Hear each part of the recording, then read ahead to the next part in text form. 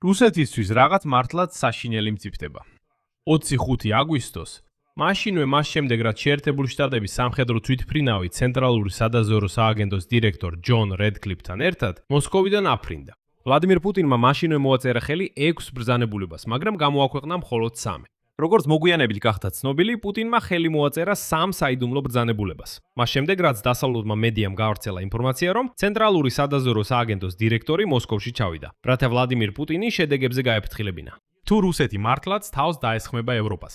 და უკვე გამოჩნდა პირველი ნიშნები ასეთი ომისთვის მზადების. სადაზვერვო მონაცემებით რუსმა სამხედროებმა კალინინგრადის ოლქში ჩაატარეს მობილიზაციისთვის მომზადების ცურთნები. ასევე სხვა რეგიონებში ამოწმებდნენ თავდაცვის სამინისტროს ინფრასტრუქტურას ახალწოვლების მისაღებად მზადყოფნაზე, მათთვის კვებისა და იარაღის უზრუნველყოფის მიზნით. გარდა ამისა, აშშ-ის დაზვერვამ მიიღო ინფორმაცია, რომ ვლადიმირ პუტინი შეიძლება სცადოს ჩრდილოატლანტიკური ალიანსის გამძლეობის გამოცდა. და ამ დროს უცებ გამოდის 3 გასაიდუმლოებული ბრძანებულება. ხოლო თეთრი სახლი, ესე თქვა, დუმს CIA-ის დირექტორისა და პუტინის მოლაპარაკებების შედეგებზე. და ამ ფონზე რუსეთის სბერბანკმა ჩაატარა გამოთვლები და მოულოდნელად, მაგრამ საჯაროდ მივიდა დასკვნამდე, რომ სცენარი, რომელშიც რუსეთი ომში იმარჯვებს, მხოლოდ 7% შეადგენს. ამავე დროს სომხეთმა განაცხადა, რომ არ შეუშლის ხელს რუსებს, რომლებიც რუსეთისგან რესპუბლიკაში გაქცევას შეეცდებიან, თუ რუსეთში მობილიზაციის ახალი ტალღა გამოცხადდება და მზად არის მათ დახმარება გაუწიოს. მოდით გავარკვიოთ, რა შეიძლება ნიშნავდეს ვლადიმირ პუტინის მიერ გვიან ღამით ხელმოწერილი საიდუმლო ბრძანებულებები, მას შემდეგ რაც ჯონ რედკლიფი მოსკოვიდან გაფრინდა. და როგორი შემაშფოთებელი სურათი იკვეთება რამდენიმე პარალელიდან. ჩემი სახელია ალექსეი პეჩი, მოდით ერთად განვიხილოთ ეს თემა, მაგრამ სანამ დავიწყებთ, თხოდ გამოიწეროთ ეს არხი, დაალაიქოთ და დაწეროთ ნებისმიერი თქვენი კომენტარი.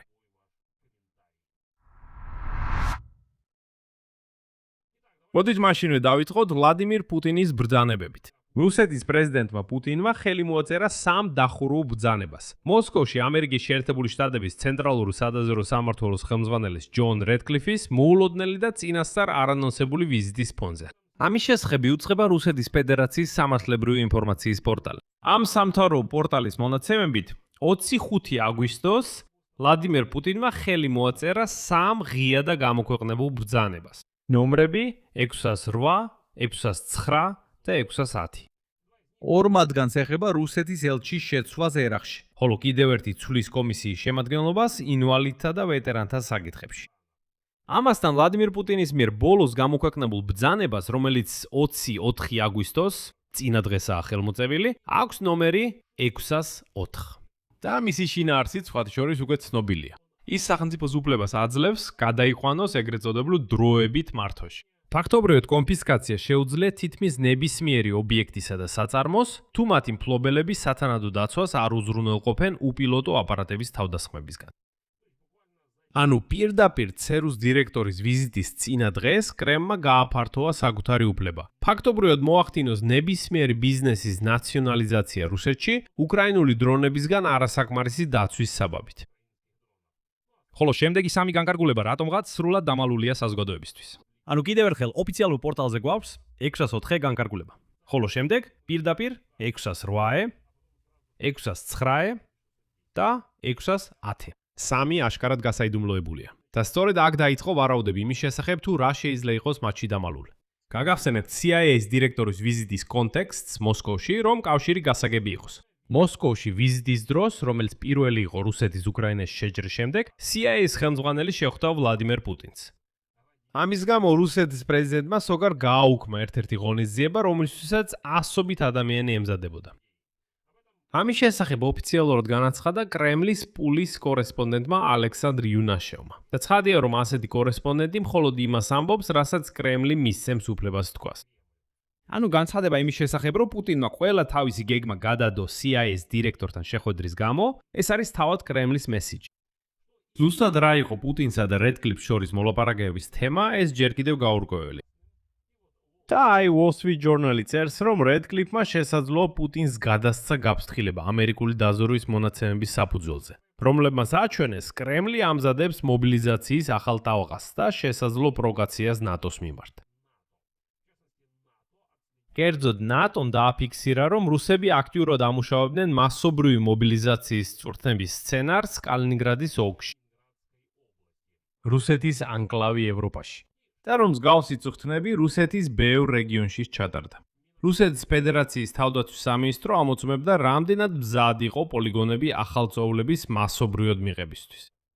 იმავდროულად მოსკოვში რედკლიფის პარალელურად, სხვათა შორის ვატიკანის საერთაშორისო საქმეთა მდივანი პოლ რიჩარდ გალაჰერიც იმყოფებოდა.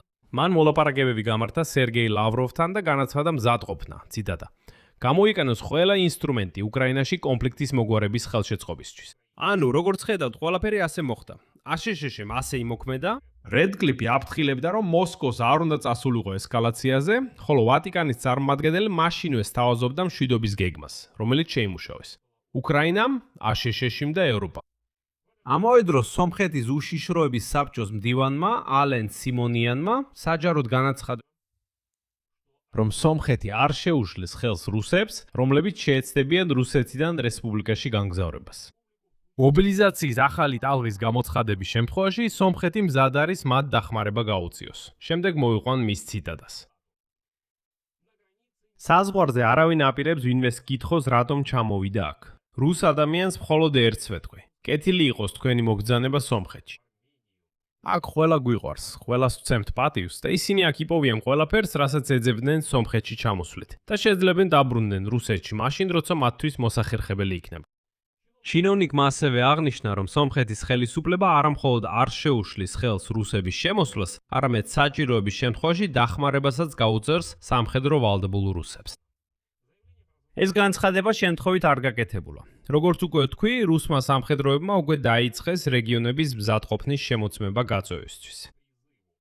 აშშ-ის ადმინისტრაციაში არსებული ცხაროები ვარაუდობდნენ, რომ ახალი მობილიზაციის ტალღა შეიძლება დაიწყოს სექტემბრის სახელმწიფო დუმის არჩევნების შემდეგ. თანაც მასში შეიძლება მოხდნენ რუსები, რომლებსაც მინიმალური სამხედრო გამოცდილება აქვთ და საერთოდ არ სურთ ომში მონაწილეობა. ევროპელი ჩინოვნიკები კი შესაძლო მობილიზაციას რუსული არმიის მაღალი დანაკარგებით ხსნიდნენ. სტრატეგიული და საერთაშორისო კვლევების ცენტრის შეფასებით, 2026 წლის ივლისისთვის რუსეთის ფედერაციის შეიარაღებული ძალების დანაკარგებმა 1,4%-ს გადააჭარბა. მილიონი ადამიანი მოკლულია ან დაჭრილია, ხოლო კონტრაქტით მომსახურე სამხედროების მიღების ტემპი ვეღარ ფარავს დანაკარგებს. უკრაინის პრეზიდენტმა ვლადიმირ ზელენსკიმ სხვათა შორის ადრე განაცხადა, რომ შემოდგომაზე რუსეთმა შეიძლება 300-დან 500,000-მდე ადამიანი მოიწვიოს მობილიზაციაზე ცოცხალი ძალის მწვავე დეფიციტის გამო. რაც შეეხება თავად რუსეთს, სულ უფრო ხშირად ფიქსირდება ფარული მობილიზაციის შემთხვევები. ბოლო თვენახევრის განმავლობაში მინიმუმ 17 რეგიონის ცხოვრებლები ჩიოდნენ იძულებით დაკავებასა და თავდაცვის სამინისტროსთან კონტრაქტის ხელმოწერაზე დაძალებაზე. და ბოლოს მოიყვან დღესდღეობით სურათის ბოლო და ყველაზე მოულოდნელ ელემენტს. ეს არის შიდა დოკუმენტი, რომელიც ნათელს ფენს, როგორ აფასებენ თავად სიტუაციას კრემლის უახლოეს გარემოცვაში. რუსეთის სბერბანკის ანალიტიკოსებმა მოამზადეს ჩანაწერი სახელწოდებით „მშვიდობის მიღწევის სცენარები რუსეთ-უკრაინის კონფლიქტში“. როგორც ჩანს, ეს დოკუმენტი მიღებულია ბანკის ხელმძღვანელის ჰერმან გრეფის მიმოწერიდან. და მათ შეაფასეს რუსეთის ომის დასრულების 8 შესაძლო სცენარი უკრაინის წინააღმდეგ. რუსეთის გადამწყვეტ სამხედრო გამარჯვების შანსი თუნდაც რუსეთის სბერბანკში მხოლოდ 7-დან შეაფასეს. 7%. და ისიც 12-დან 24 თვის პერსპექტივაში.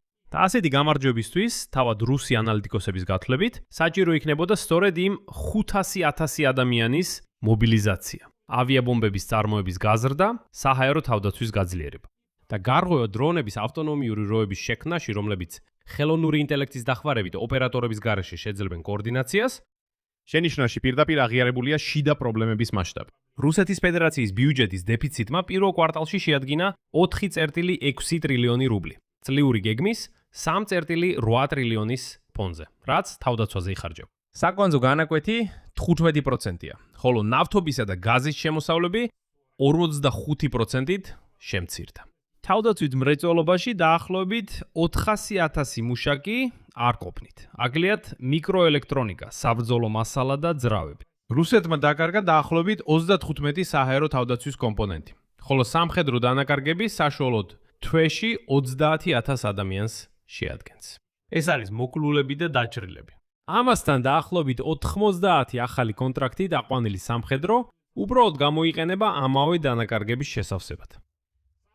ყველაზე სავარაუდო სცენარი სბერბანკის რუსი ანალიტიკოსების ვერსიით არის ტრამპის გარიგება. 32% ალბათობა, ჰორიზონტი 6-12 თვე. ამ სცენარით ტრამპი აჩქარებს შეთანხმებას ASCII-ში შუალედურ არჩევნებამდე, რომელიც ნოემბერშია. ომი იყინება ამჟამინდელი ფრონტის ხაზზე, სანქციების ნაწილი იხსნება, ხოლო უკრაინის ნატოში გაწევრიანება დაბლოკილი რჩება. მეორე ადგილზეა ეგრეთ წოდებული კორეული გაყინვა, 22%. მასშტაბური საბრძოლო მოქმედებები ხდება ფორმალური სამშვიდობო ხელშეკრულების გარეშე. ფრონტი სტაბილიზდება, მაგრამ იურიდიულად ომი გრძელდება. დაბალ დონეზე შენარჩუნებულია დრონების ომი. ჯამში ეს ორი სცენარი 54%-იან საერთო ალბათობას იძლევა. ანუ თავად კრემლში ამ გაჟონის მიხედვით ყველაზე რეალისტურად სწორედ გაყინვას მიიჩნევენ და არა რუსეთის გამარჯვებას. კიდევ ერთხელ რუსეთის სბერბანკი რუსეთის გამარჯვებას 7%-ად აფასებს. ამასთან ანალიტიკოსები პირდაპირ მიუთითებენ, რომ რუსეთისთვის ყველაზე ხელსაყრელი მოლაპარაკებების ფანჯარა სწორედ ახლა, ხოლო შემდეგ წლის ბოლოსკენ და შემდგომ მოსკოვის პოზიციები შეიძლება გაუარესდეს ლიკვიდობის ამოწურვის გამო. ეროვნული კეთილდღეობის ფონდის იმ ნაწილის, რომელიც დაახლოებით 4 ტრილიონ რუბლს შეადგენს. ამოღების ტემპი დაახლოებით 400 მილიარდი რუბლი კვარტალში. თუ იმჟელებ დასკვნებით, დაწერეთ კომენტარებში რეალისტური გატინვის შესახებ და არა არხზე. Не 3 засекреченных указа. Здесь поставлю многоточие, ваше мнение, ваши выводы пишите в комментариях под этим выпуском, подписывайтесь на канал. Დააცკაპუნეთ გამარჯვებაზე თუ იმჟელეთ რეალისტურად ეს არ არის გამარჯვება.